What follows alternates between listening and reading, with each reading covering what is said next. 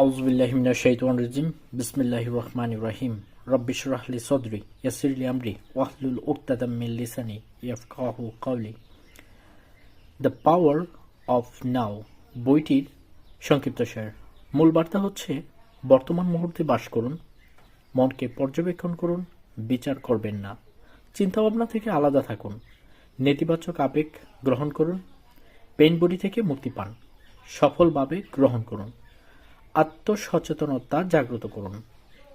উপকারিতা: শান্তি ও আনন্দ বৃদ্ধি, মানসিক চাপ ও উদ্বেগ হ্রাস, সচেতনতা ও আত্মসচেতনতা বৃদ্ধি, উন্নত সম্পর্ক, আরও পরিপূর্ণ ও অর্থপূর্ণ জীবন।